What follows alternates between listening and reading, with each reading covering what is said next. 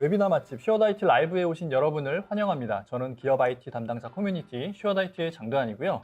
오늘은 풀스택 모니터링과 리소스 최적화 및 IBM 인스타나 터보노믹이라는 주제로 웨비나를 준비했습니다. 클라우드의 보급과 마이크로 서비스 아키텍처의 활용도가 증가함에 따라서 기업에서 개발하고 운영하는 애플리케이션의 복잡성이 과거 대비 급격하게 증가하고 있습니다. 전체 애플리케이션을 통으로 개발하는 것이 아니라 각각의 기능별로 개발하고 배포하는 식으로 운영하는 마이크로 서비스 아키텍처 덕분에 개발 효율성은 향상이 된 것 같은데, 만약에 장애가 발생했을 때 그 장애의 원인이 어디서 어떻게 발생한 것인지 파악하는 데는 확실히 어려움이 많아진 것이 현실이라고 할 수 있습니다. 그래서 오늘 웨비나에서는 클라우드 시대의 기업에서 애플리케이션 모니터링을 어떻게 해야 하는지, 왜 실시간 모니터링이 필요한지에 대해서 데모와 함께 자세히 알아보려고 합니다. 그럼 본격적으로 세션을 진행하기 앞서서 첫 번째 발표자를 소개하겠습니다. 하다런스 김상준 부장님을 소개합니다. 박수 부탁드립니다.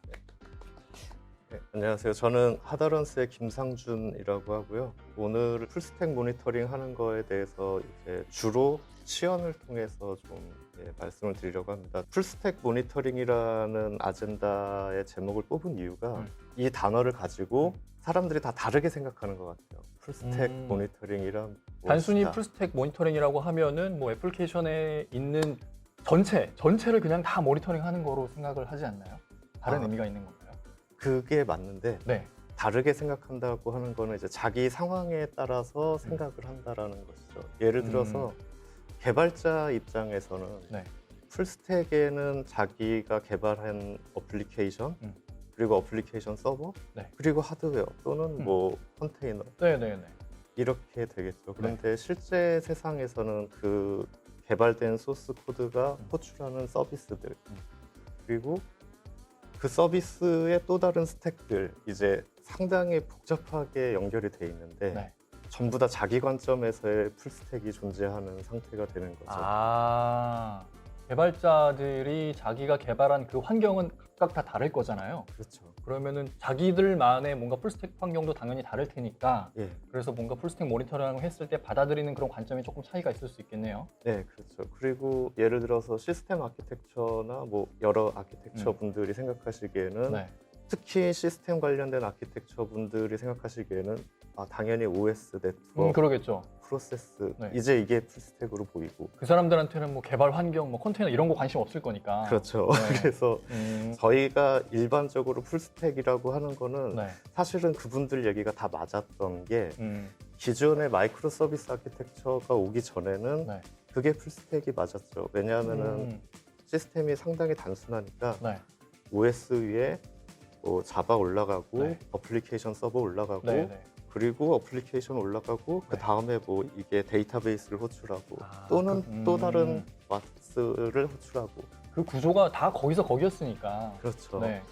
그래서 마이크로 서비스 아키텍처가 되면서 풀스택은 네. 전체를 뜻한다라는 뜻이 돼버리고요. 롤에 따라서 네. 사람들이 풀스택을 다르게 보고 네. 있으니까 네. 네. 저희가 모니터링 한다라고 하는 뜻은 자기가 모니터링 하는 걸 결정한다라는 뜻이거든요. 내가 보고 싶은 거이 뭔지를. 예, 음, 그게 이제 맞는 거냐에 대해서 좀 얘기해 볼 필요는 있을 것 같아요. 네. 알겠습니다. 그런 의미로 풀스택 모니터링이라는 아젠다를 가지고 왔고 이제 실제로 어떻게 보여지는지 네. 이런 것들을 좀 말씀을 드리도록 하겠습니다. 네. 알겠습니다. 그럼 본격적인 이야기는 발표자를 함께 보면서 나눠보도록 하겠습니다.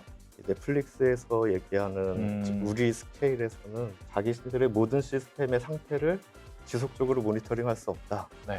근데 저는 여기서 방점을 휴먼에다가 두고 싶어요. 예, 그러니까 사람이 지속적으로 모니터링을 할 수 없다라고 하는, 그러니까 시스템 복잡도가 높아졌으면은 네.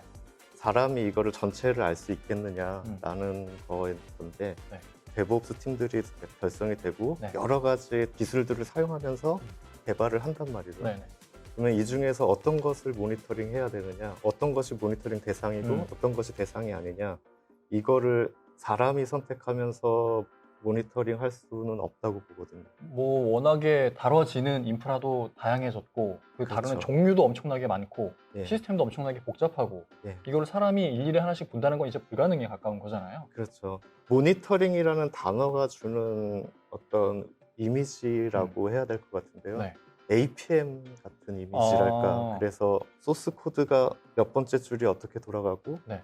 이게 잘 돌아간다 또는 잘 안 돌아간다 이렇게 됐을 때 예를 들어서 레디스를 호출을 했는데 얘가 네. 잘 안 됐다라고 하면 레디스는 모니터링 대상이냐 아니냐. 당연히 대상이 돼야 될 것 같은데 안 그런데 그렇게 생각하시는 분들이 계신다는 건가 봅니다. 예를 들어서 공통 모듈을 개발하시는 분들은 레디스가 모니터링 대상이고 음. 그냥 업무 쪽 개발하시는 아, 분들은 그런 분들은 아니겠네요. 예, 그렇죠. 굳이 그걸 내가 왜 알아야 돼? 뭐 그렇게 그렇죠. 생각할 수 있으니까요. 예, 그러니까 그래서 제가 이제 자꾸 휴먼이라는 단어에 방점을 좀 두고 음. 싶은 건데 네. 그래서 실제로는 네. 풀스택 모니터링을 정의하는 거는 모든 사람이 다 다르게 아. 정의하고 있더라고요. 그럴 수밖에 없을 것 같은데요. 예, 자기가 보고자 하는 화면이 다 다를 거니까. 그렇죠. 네. 그래서 그냥 일반적으로 통용될 수 있을 만한 거를 찾아서 왔는데 풀스택 모니터링이랑 서비스가 사용되는 모든 스택들을 모니터링하는 것인데 사실 뭐 클라우드 아니면 쿠버네티스 네네. 뭐 이런 마이크로 서비스 아키텍처들을 대표하는 여러 가지 서비스들이나 그런 스택들이 있는데 네. 여기에서 끝나지 않고 음. 온갖 아까 말씀드렸던 뭐 레디스도 있고 레빗엠큐도 있고 굉장히 많은 수의 오픈소스 네. 컴포넌트들이 계속 등장을 하거든요. 네. 이건 데브옵스를 하면서 어쩔 수 없는 것 같아요. 그쵸. 예전에는 규범이 있는 뭔가 정해져 있는 틀이 네, 있고 그 그렇죠. 안에서 제공한 것들만 활용해도 충분했죠. 근데 그렇죠. 지금은 너무 많잖아요. 활용해야 될 것들이. 그렇죠. 그러니까 지금에서 모던 스택 하면은 이 기존의 개념이랑은 좀 다르게 마이크로 서비스 아키텍처에서 사용되는 여러 가지 기술들을 모던 스택이라고 부르다고 보고 있습니다. 네네. 여기 나오는 그림은 사실 두 가지를 다 얘기한 것 같아요. 호스트서부터 네. 프로세스까지 이렇게 아. 다 같이 보여주고 있는 건데 네.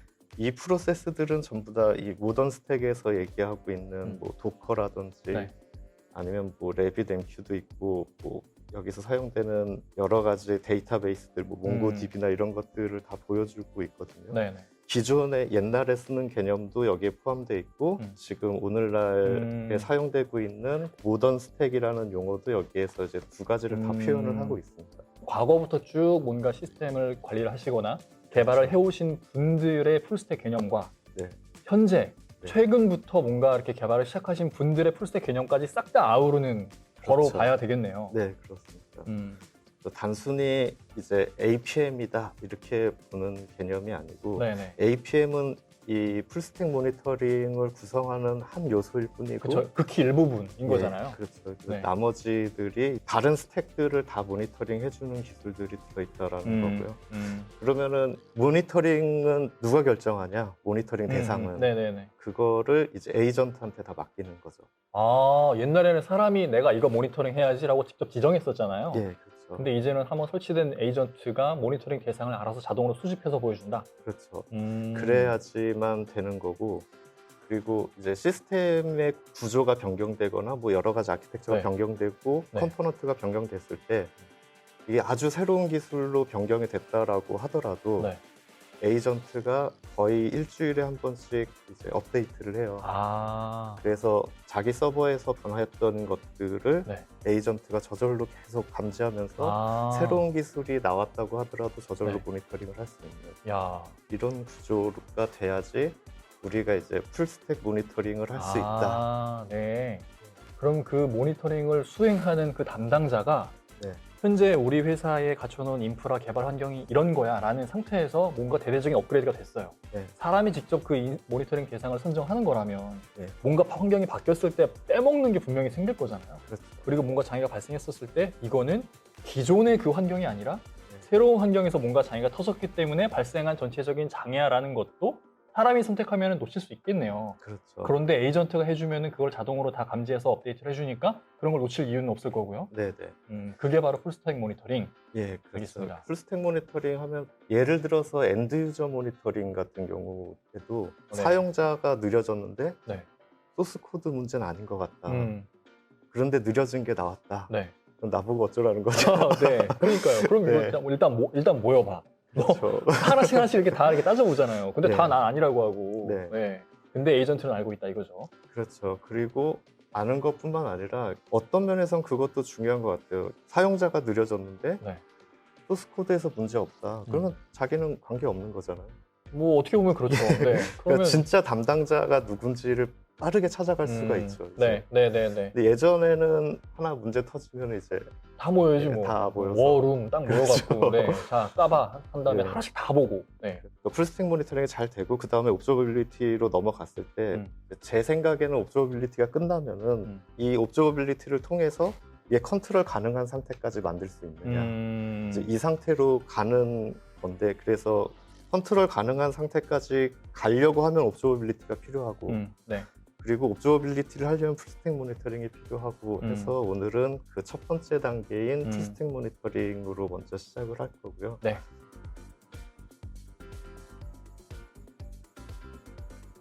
이 웹사이트에 play-with.instana.io 네, 여기 네. 들어가시면 이제 데모를 보실 수가 있는데 아 이거는 아무나 와서 볼 수 있는 그런 사이트인가요? 예. 여기는 이제 데모를 아무나 보실 수 있고 여기 제일 처음에 보시면은 원래는 메뉴가 대시보드서부터 시작해서 네. 사용자 그리고 서비스와 어플리케이션 네. 그리고 플랫폼 그리고 인프라스트럭처 이렇게 돼 있는데 네.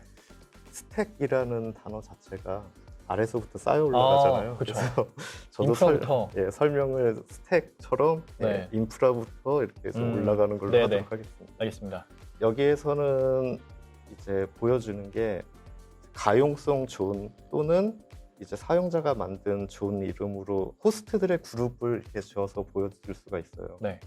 그래서 이거 같은 경우는 이제 사용자가 이거는 이런 존 이름이야 라고 하는데 굳이 클라우드를 쓰지 않더라도 이건 데이터 센터 1, 데이터 센터 2 이런 식으로 이제 네이밍을 해서 이쪽 그룹핑을 하실 수가 있을 거고요. 네.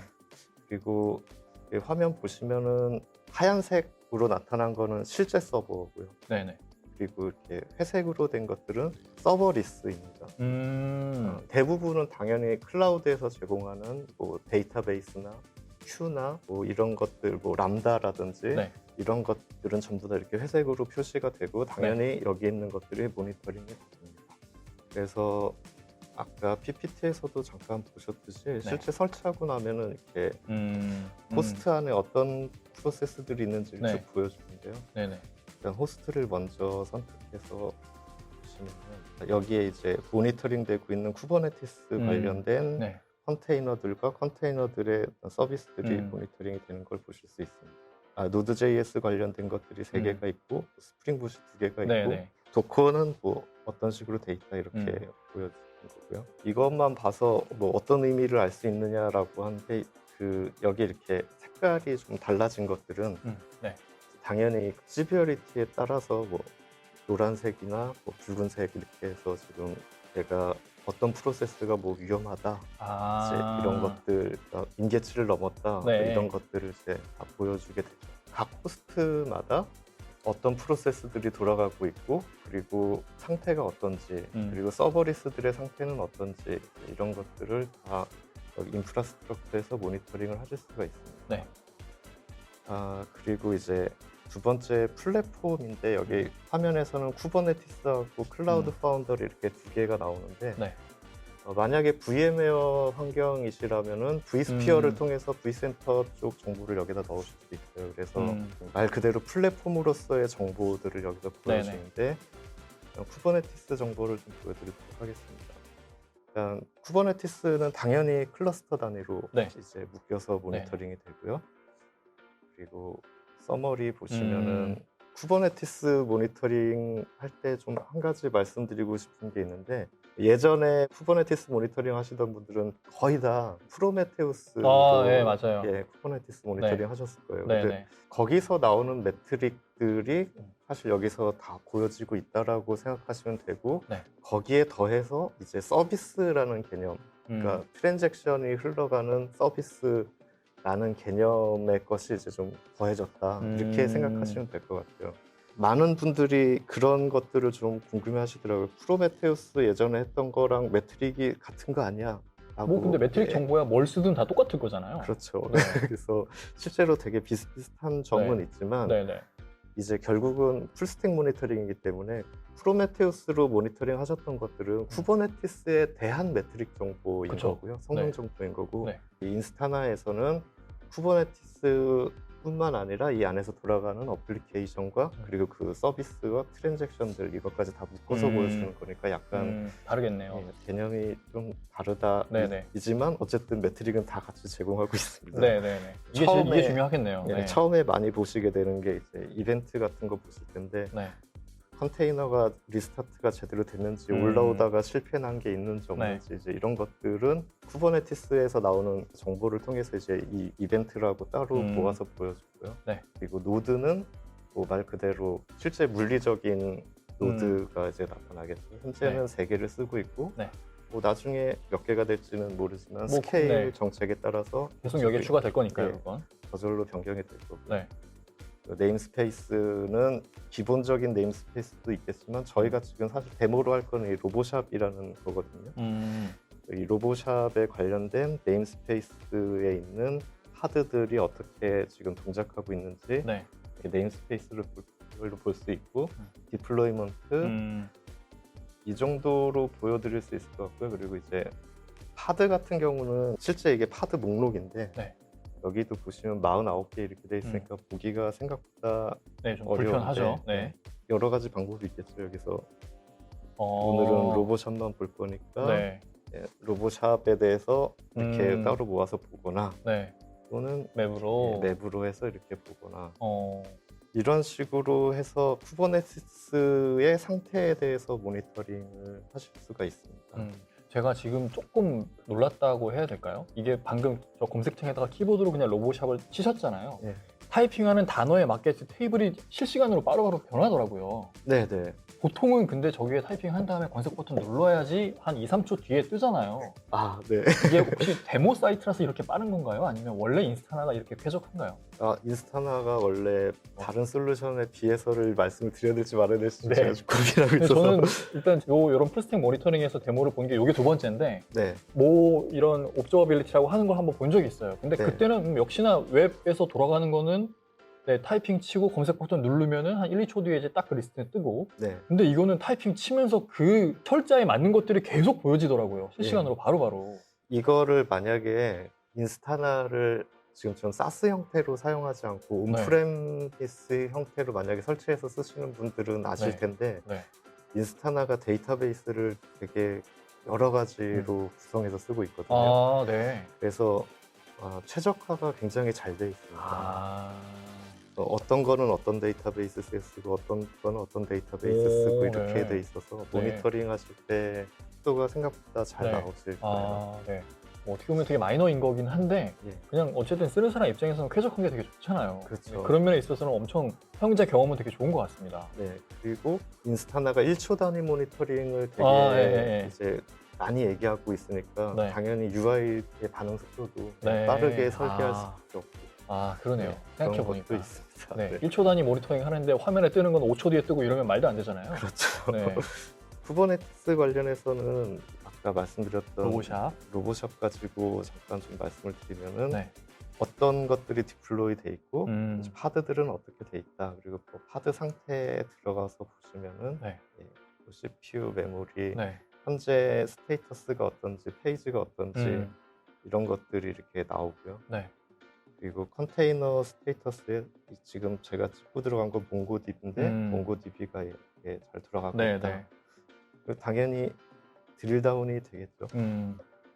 드릴다운해서 보시면 아, 네. 이 몽고DB가 현재 CPU 어떻게 쓰고 네, 있고 이건 이제 몽고DB 자체에 대한 성능이거든요. 네, 네. 보신 것처럼 쿠버네티스에서 네임스페이스 들어가서 파드를 찍고 파드 안에 있는 서비스를 선택을 해서 이 서비스의 성능까지 이렇게 쭉 한꺼번에 이렇게 보여드렸는데 네. 이렇게 하고 나니까 야 이거 그럼 내가 원하는 걸 보는데 스텝이 너무 많은 거 아닌가? 아, 그럴 수 있겠네요. 예. 나는 그냥 바로 어떤 대시보드 첫 화면에서 몽고DB가 제일 중요하니까 그거부터 네. 보고 싶어. 근데 네. 지금 여기까지 오는데 한 3, 4번 정도의 단계를 거쳐 했으니까 네. 번거롭다 네. 라고 느끼실 수도 있을 텐데 방법이 있겠죠. 또 말씀하시는 거 보니.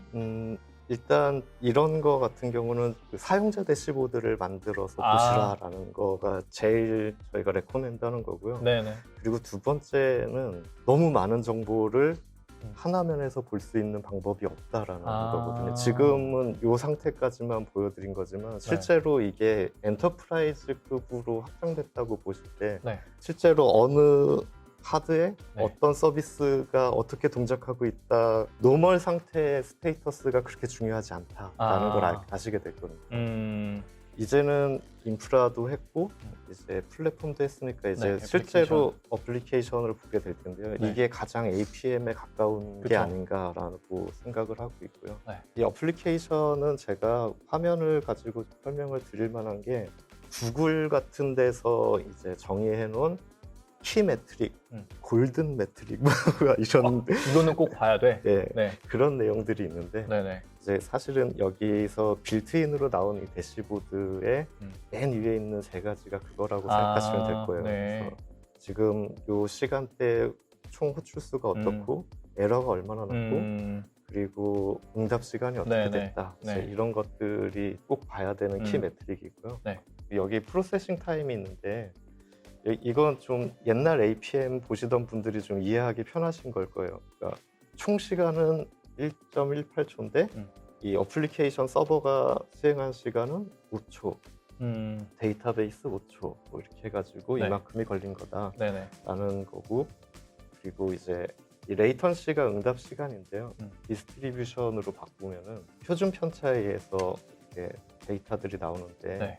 P50이 중위값이잖아요. 그러니까 주로 이제 품질 같은 거 얘기할 때는 이제 P90, 그러니까 95번째 붙어 있는 것들을 키로 많이 보거든요. 네. 그러니까 대부분 중위값 이하는 4ms에서 끝나고 P95에 있는 거는 70ms라고 나온 건데 네.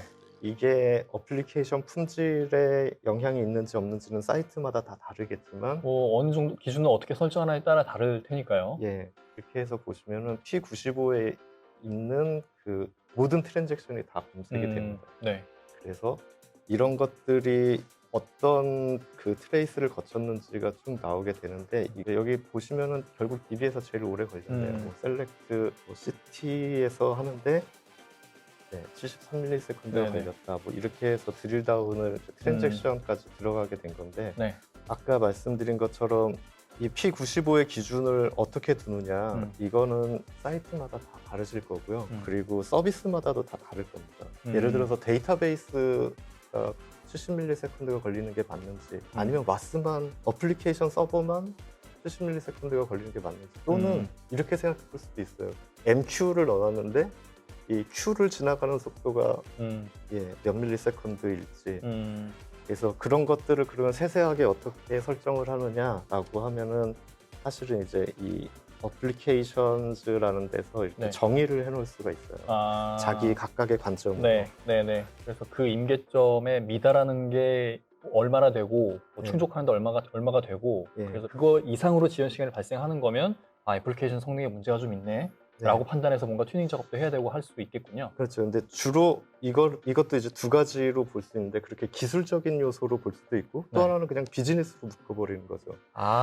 이거는 예를 들어서 뭐 회원 가입 비즈니스다. 그것만 서비스로 묶어서 그럼 이 서비스는 몇 밀리세컨드 이내로 와야 돼. 여기서 DB건 뭐건 뭐 어디서 뭐가 걸리건 무조건 이렇게 걸려야 돼.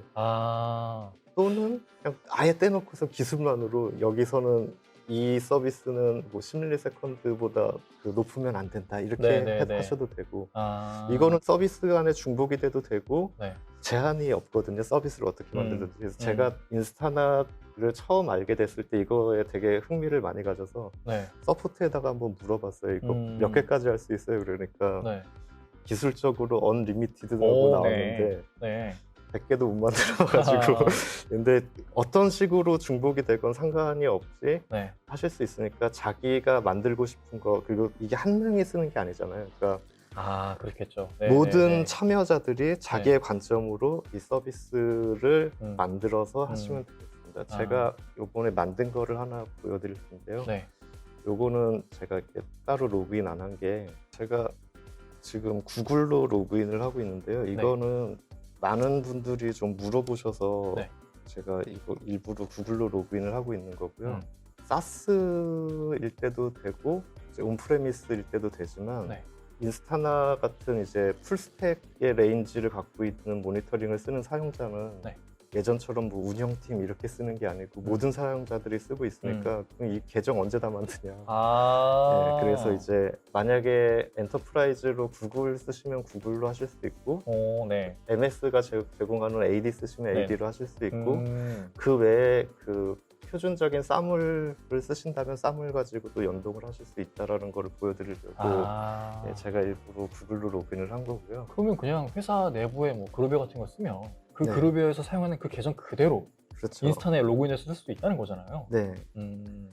그렇게 해서 사용하실 수 있으니까 네. 되도록이면 많은 사람들이 와서 봐야 되는 거니까요. 네네네. 제가 이제 어플리케이션의 서비스를 좀 보여드릴 텐데 네. 제가 로보샵이라는 네. 거를 따로 만들어 놨고요. 아까 데모 사이트에서는 이런 걸 만들 권한이 없어서 아. 예, 네네네. 제가 어떻게 만들었는지 보여드리려고 하는 네. 건데 제가 어플리케이션이라는 이 관점을 어떻게 정의했냐라고 하면은 쿠버네티스에서 아. 클러스터 네임이 네. 로보샵인 것, 거. 예.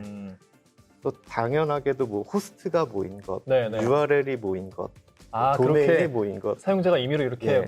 만들 수 있는 거군요. 예, 그런 식으로 해서 사용자가 마음대로 만드실 수 있으니까 네. 각자 자기의 롤에 맞는 음.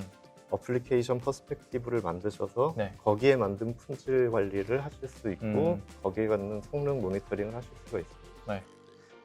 네, 다시 돌아와서 이제 여기가 좀 더 많으니까 아, 네네. 여기가 만들어져 있는 예. 서비스 예시들이 많으니까요. 예, 여기 디펜던시를 보시면은 오. 이 디펜던시가 뜻하는 게 뭐냐면은 예전 APM 용어로 하면은 거래 추적이라고 불리는 아. 지금 용어로 하면 이제 트랜잭션하고 서비스들 간의 관계를 여기서 보여주는 건데 와. 인스타나는 뭐 어크로스 더 서비스 스택 이런 아, 네. 예, 이런 용어도 쓰고 이제 다 용어를 다르게 쓰지만 어쨌든 가장 정확한 건 디펜던시가 맞겠죠. 야. 각각의 서비스들이 어떤 서비스들이랑 의존성을 네, 갖고 네, 있는지 네. 예, 지금 뭐가 뭐에 연결되어 있고 트래픽이 어떻게 흘러가는지를 지금 보여주는 거잖아요. 예, 이것도 마찬가지로 호스트 하나에다가 설치해서 이렇게 나오기는 어렵겠죠.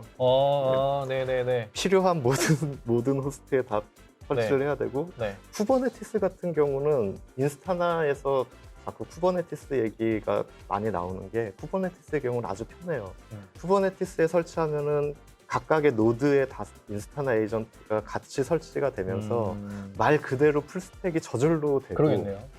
근데 이제 쿠버네티스가 아니고 그냥 어떤 베어메탈이나 네. VM 환경에서는 일일이 설치를 사람들이 호스트마다 가서 하나씩 설치를 해야 되니까 그게 약간 좀 어려운 면은 있습니다. 근데 어쨌든 전부 다 설치했다고 봤을 때는 네. 이렇게 그 그 서비스가 어떻게 흘러가고 있는지를 네. 보실 수가 있습니다. 지금 현재 이게 만약에 문제가 있다라고 해서 보고 싶으면은 네. 예, 대시보드에 가실 수도 있고 네. 각각 트랜잭션도 보실 수 있고 근데 저는 주로 대시보드를 보시라고 많이 말씀을 드립니다. 네. 여기 서비스는 현재 정의해놓은 서비스 안에서 그 어플리케이션 퍼스펙티브 안에서 어떤 네. 서비스들이 돌아가고 있는데 여기서 서비스는 사실상 기술 스택과 같은 용어로 생각하시면 될 것 같아요. 그래서 여기는 뭐 JVM, 스프링 부트, 뭐 노드.js 이런 것들이 네. 있고 각각의 이름은 뭐 카트다, 뭐 EUM, 뭐 유저 이런 식으로 이제 그런 서비스들이 있다라고 보시면 될 것 같고 네. 뭐 들어가시면 당연히 각각의 대시보드로 네, 연결이 자세히 됩니다. 나오겠죠. 예. 그 에러 메시지는 이 트랜잭션들이 지나가면서 에러가 만약에 발생했다 그러면 그 에러들을 이렇게 어그리게이션 해줘가지고 이렇게 이 에러 메시지가 몇 번 발생했다 또 뭐 다른 에러 메시지들이 있으면은 몇 번 발생했다 이렇게 나오겠죠. 저 에러 메시지는 인스타나에서 표준으로 뭔가 이렇게 제공하는 그런 메시지인 거죠? 표준적인 로깅 프레임워크를 사용하시면은 로그에서 발생한 에러들을 그걸 추출을 가지고. 해옵니다. 네. 그러니까 특별히 뭔가 사용하실 필요는 손 없고요. 볼 게 없군요. 네. 네. 에러가 발생했을 때 이제 에러가 난 트랜잭션들이 쭉 나오는데 네. 여기서 보시게 되면은 그 항상 화살표가 에러가 되고요. 네네. 그리고 그 화살표를 보시면은 어떤 에러가 났다가 나오게 되고 인프라스트럭처에서는 어디에 문제 영향을 끼쳤는지 그런 건가요?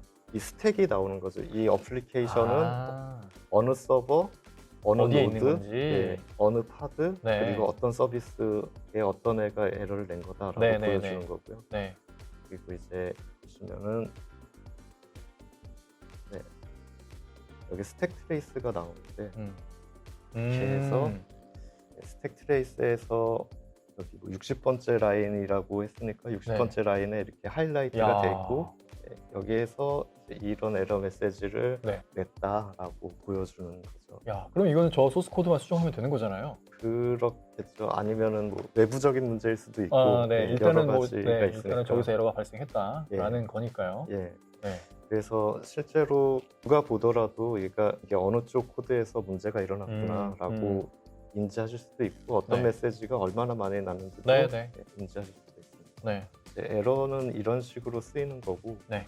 로그 메시지는 아까 보여드린 건 사실 이제 익셉션 관련된 부분들이고 이거는 이제 로그의 레벨에 따라서 워닝 레벨 이상일 경우는 얘가 다시 다 수집을 하거든요. 어플리케이션에서 발생하는 워닝 레벨들. 네. 이거는 이제 비즈니스 로직적으로 트랜잭션의 기술적인 오류는 아니고 비즈니스 로직상 오류일 수도 있고 뭐 여러 가지 오류들이 있을 수 있잖아요. 네. 그러니까 그런 것들을 모아서 이렇게 따로 트랜잭션들을 관리하실 수 있습니다.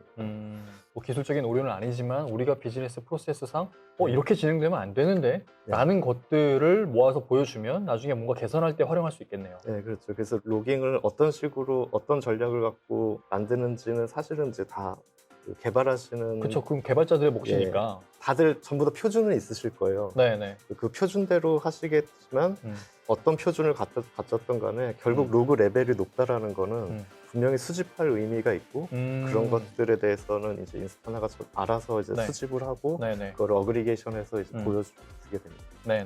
네, 그리고 인프라스트럭처는 아까 에러에서 보신 것처럼 각각의 트랜잭션들이 어떤 서비스에서 돌아가는지와 이 서비스들을 클릭해서 결국 들어가면은 네. 결국은 최종적으로 어떤 서버에서 수행되고 있다 이제 이런 것까지 다 네. 보여주게 되거든요. 그래서 네네. 여기까지가 이제 저희가 흔히 알고 있는 어떤 APM의 APM. 가장 네. 이제 흡사한 내용이 될 것 같습니다. 네네. 많은 분들이 이제 그런 얘기를 하시죠. 그러면은 이게 APM에서 아, 뭐가 나아진 건데? 뭐가 다르냐 네네. 말씀하시는데 다시 한번 말씀드리지만 네. 풀스택 모니터링이라는 부분과 네네. 그리고 풀스택 모니터링에서 되게 중요한 부분이 마이크로 서비스 아키텍처로 넘어갔다라고 했을 때 전체를 모니터링해야 된다고 처음에 말씀을 드렸었잖아요. 이제 네. 그 부분이 되느냐 안 되느냐가 이제 기존 APM을 가지고 할 수 있느냐 없느냐일 것 같고요. 그리고 두 번째로는 그런 기존 APM이 할 수 있는 거를 얘가 인스타나가 할 수 있냐라고 하면은 네, 할 수 있습니다. 대부분 엑스뷰 많이 물어보셔서 되게 당황을 많이 해요. 이제 저희는 어떤 옵저버빌리티 이런 개념으로 갖고 가면은 엑스뷰 많이 물어보시는데 예, 됩니다. 비슷하게. 아까 보신 것처럼 이 디스트리뷰션이 결국 분포도니까 네. 표준 편차에서 결국 앞에 있는 게 빠른 거고 네. 뒤에 있는 게 느려진 네, 거니까 네, 네. 관심 있는 시간대를 드래그 하셔서 예, 보실 수 있습니다. 네. 그런 개념으로 보시면 될 것 같고요. 네. 엔드 유저 모니터링을 마지막으로 좀 보여드리겠습니다. 네. 엔드 유저 모니터링은 지금 트랜잭션을 로봇 같은 걸로 좀 걸어놨고요. 네. 실제로 브라우저가 돌아가고 있어요. 그래서 이거는 엔드 유저 모니터링이라고 하는 거는 브라우저 모니터링 또는 뭐 앱 모니터링과 같은 건데 예전 풀스택 개념에서도 항상 엔드 유저는 나왔었거든요. 네.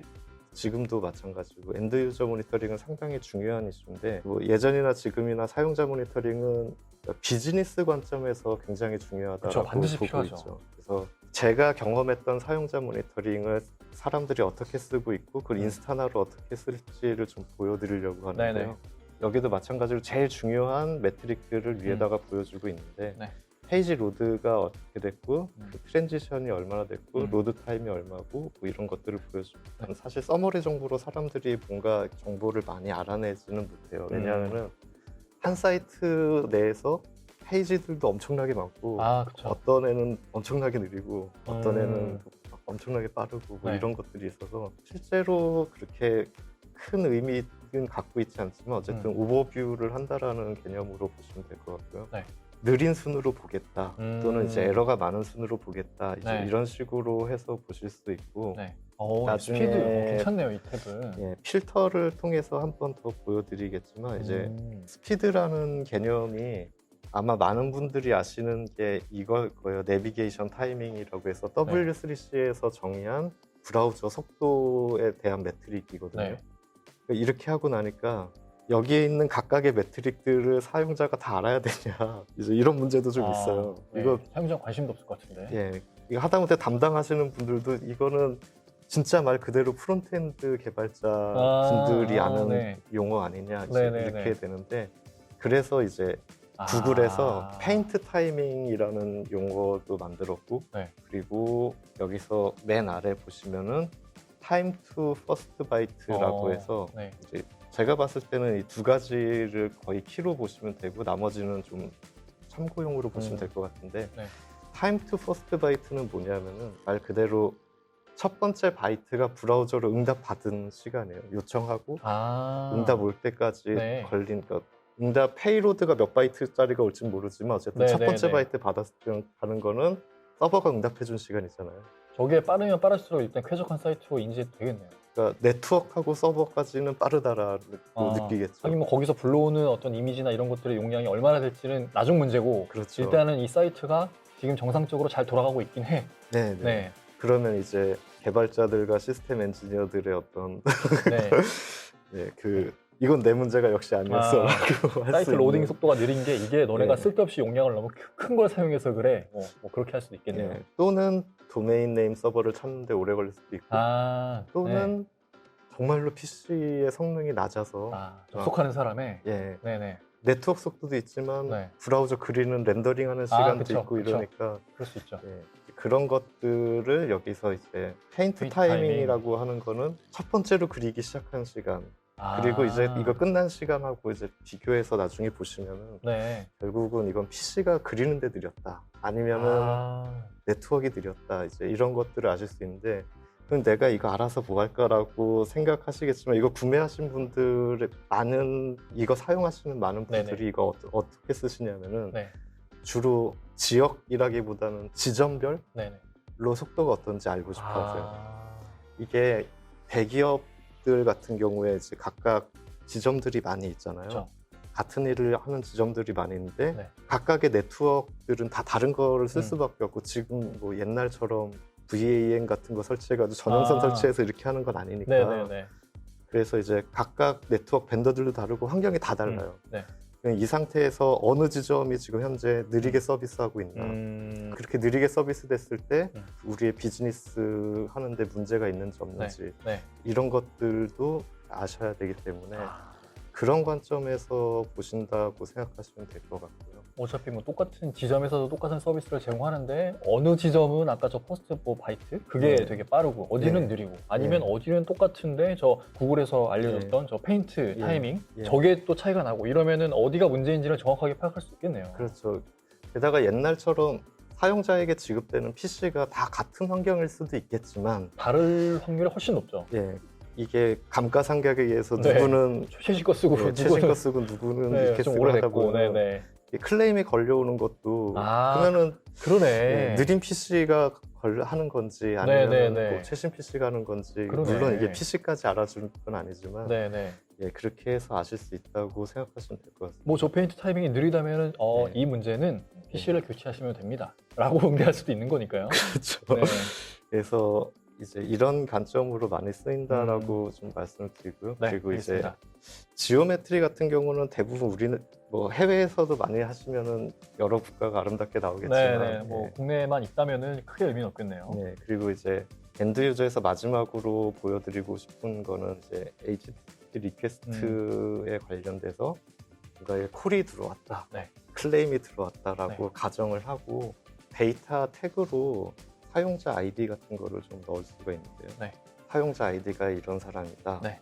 라고 하면은 제가 제가 그룹을 풀었기 때문에 이 사용자가 지금 요 시간대에 어떤 일들을 했는지가 쭉 나타나요. 네. 어떤 서비스를 호출했는지. 네네네. 네, 그래서 예를 들어서 뭐 로그인이 안 됐었다라든지 뭐 이런 걸로 클레임이 들어왔을 때 이 사용자가 어떤 일을 했었고 이때 그럼 서버에서는 무슨 일이 일어났지? 라고 해서 보실 수가 있고요.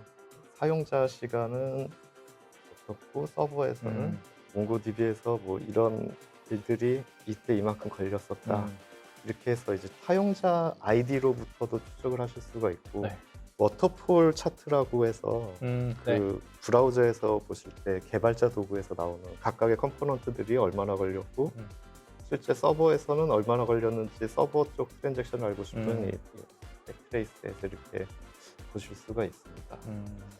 그래서 이런 식으로 사용자까지 다 추적을 하실 수가 있으니까 엔드유저 모니터링도 이렇게 해서 쓰실 수가 있고요. 네, 알겠습니다. 부장님 발표 감사합니다. 지금까지 인스타나가 어떤 식으로 작동하는지에 대해서 데모 시연을 통해 알아봤습니다. 그러면 저희는 잠깐 쉬는 시간을 갖고 두 번째 세션으로 찾아오겠습니다. 감사합니다. 네.